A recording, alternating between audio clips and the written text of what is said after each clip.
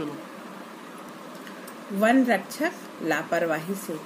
तू और तेरे शब्द को इस तरह लापरवाही से मत फेंको। मैं भी उतना ही भला आदमी हूँ जितने तुम हो।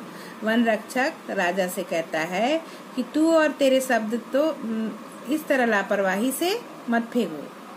मैं भी उतना ही भला आदमी हूँ जितना तुम हो, क्योंकि वो एक साधारण आदमी समझ रहा है राजा को। तब राजा शांत हो जाते हैं और उस वन रक्षक से क्षमा मांगते हैं। कहते हैं, क्षमा करो मित्र। वन रक्षक मुस्कुराकर, मैं क्रोध में नहीं हूँ, पर जब तक तुम्हारी सच्चाई पर मेरा संदेह है तब तक मैं तुमसे विशेष प्रेम भाव नहीं दिखला सकता। और वन रक्षक मुस्कुराते हुए कहते हैं कि मैं क्रोध में नहीं हूँ, मैं गुस्से में नहीं हूँ, पर जब तक तुम्हारी सच्चाई पर मेरा संदेह है तब तक मैं तुमसे विशेष प्रेम भाव नहीं रह सकता, क्योंकि अभी भी मुझे तुम्हारी सच्चाई पर संदेह है, शक है। तब तक मैं तुमसे प्रेम भाव नहीं दिखला सकता। राजा, तुम ठीक कहते हो, पर मैं तुमको कैसे विश्वास दिला सकता हूँ। वन रक्षक, ओह, तुम जैसा मुनासिब समझो। तो वन रक्षक राजा की बात सुनकर कहता है, तुम जैसा मुनासिब माने सही समझो। राजधानी यहाँ से 10 मील दूर है। तुम अभी राजधानी जाना चाहो तो मैं तुमको रास्ता बताऊंगा। वन रक्षक राजा से कहता है कि यदि तुम राजधानी जाना चाहो तो मैं तुम्हें अभी रास्ता बता सकता हूँ। यहाँ से राजधानी 10 मील दूर है।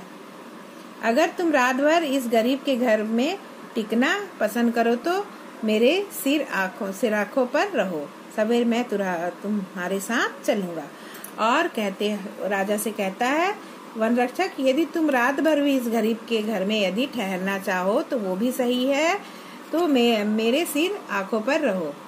माने वो जितना है उनका वो अच्छी तरह से स्वागत करेगा। सवेरे मैं तुम्हारे साथ चलूंगा। और वन रक्षक कहता है, जब सुबह होगा तो मैं तुम्हारे साथ राजधानी चलूंगा। राजा कहता है, क्या तुम अभी साथ नहीं चल सकते? राजा कहता है वन रक्षक से कि क्या तुम अभी मेरे साथ नहीं चल सकते? वन रक्षक, नहीं, चाहे तुम राजा ही क्यों ना हो। वन रक्षक कहता है कि यदि तुम राजा ही क्यों ना होते फिर भी मैं तुम्हारे साथ अभी राजधानी नहीं चलता। राजा, तब तो चलो, मैं तुम्हारे घर पर ही रात काटूंगा। तो राजा कहता है, ठीक है, आज मैं तुम्हारे घर पर ही रात बिताऊंगा। तभी घोड़े पर सवार एक सरदार का प्रवेश। उसी समय एक सरदार घोड़े लेकर उस जंगल में प्रवेश करता है। सरदार, महाराज कुशल से तो हैं? और राजा की ओर देखकर वह सरदार कहता है, महाराज कुशल से तो हैं। महाराज के लिए हमने सारा जंगल छान डाला और हमने आपको ढूंढने के लिए पूरा जंगल छान मार ली। वन रक्षक चकित होकर आंखें फाड़कर, कौन? महाराज, तब तो मुझसे बड़ी भूल हुई। घुटने टेक कर, महाराज, आपके साथ मैंने तो ढिठाई की, उसे क्षमा कीजिए। राजा तलवार खींचता है। वन रक्षक, महाराज, आप अपने इस सेवक का वध निश्चय ही नहीं करेंगे जिसने ईमानदारी से अपना फर्ज अदा किया है। और वन रक्षक महाराज से कहता है, महाराज, आप अपने उस सेवक को नहीं मारेंगे जिसने आपके साथ ईमानदारी से अपना फर्ज अदा किया है। राजा, नहीं, मेरे सच्चे बहादुर मित्र। और राजा प्रसन्न होकर, खुश होकर वन रक्षक को कहते हैं कि नहीं मेरे सच्चे बहादुर मित्र, नहीं, मैं तुमको क्षमा नहीं कर सकता। मैं तुम्हारे जैसे नेक और सच्चे आदमियों के सम्मान का ऋणी हूँ। उठो राज रत्न पुंडरीक, उठो, अपनी पदवी का प्रमाण और मेरे प्रसन्नता का चिन्ह यह तलवार लो।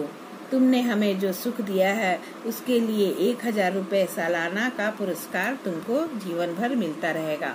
और खुश होकर राजा ने कहा कि तुमने जो मुझे सुख दिया है उसके लिए हर प्रति माह तुम्हें 1000 रुपए का पुरस्कार दिया जाता है।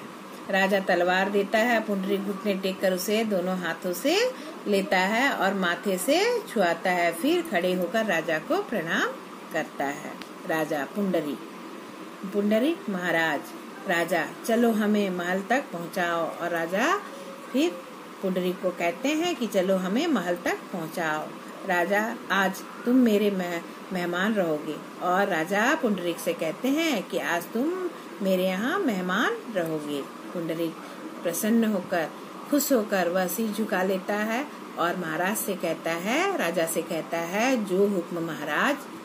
राजा सरदार के घोड़े पर सवार होकर चलता है और राजा सरदार के घोड़े पर बैठकर चले जाते हैं। उसके आगे पुंडरीक रास्ता दिखाता चलता है और पुंडरीक जंगल का से रास्ता दिखाता हुआ चलता है। सरदार राजा के पीछे जाता है और राजा के पीछे पीछे सरदार चलता है और इसी तरह पर्दा गिर जाता है और यह नाटक समाप्त हो जाता है। तो बच्चों, इस पाठ से आप लोग को क्या शिक्षा मिली? तो मैं बताती हूँ। इस पाठ से यह शिक्षा मिली कि ईमानदारी हमेशा करनी चाहिए और प्रत्येक कार्य को पूरी ईमानदारी व लगन से ही करना चाहिए। धन्यवाद।